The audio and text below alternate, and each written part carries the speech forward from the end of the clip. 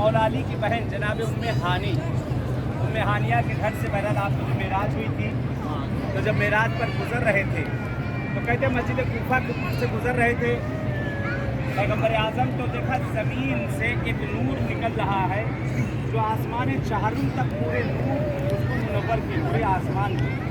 तो सवाल किया परवरदिगार ये कौन सी जगह है जो तेरे आसमान को मुनव्वर की है? तो कहा ये मस्जिद कूफा है।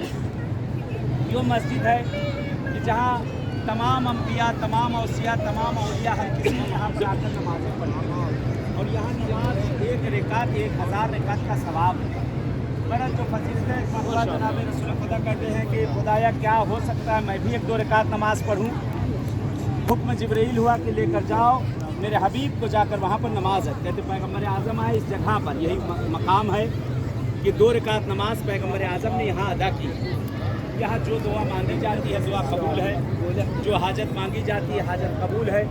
यहाँ से बहरहाल गुजरे हैं आप, गुजरे ईरान की तरफ, तो एक ज़मीन थी वहाँ पर आपकी निगाह पड़ी, देखा ज़ाफ़रान की तरह बिल्कुल जर्द है और खुशबू निकल रही है। तो कहा कि ये कौन सी ज़मीन है? तो कहा ये आप अहले बैत का मस्कन और घर होगा। तो देखा उसके ऊपर एक साया पड़ रहा, कहा ये साया किसका है? कहा ये शैतान बैठा है। तो पैगम्बर ने कहा कौम उठ जा यहाँ से, भाग यहाँ से, हम अहले बैत की जगह और तेरा साया यहाँ। तो उस वक्त उस ज़मीन का नाम पड़ा कौम।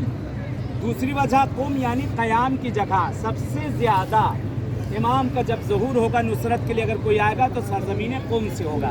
इंशाअल्लाह वो वाक़या वहाँ बयान किया जाए। दुआ करते परवरदिगार पालने वाले इस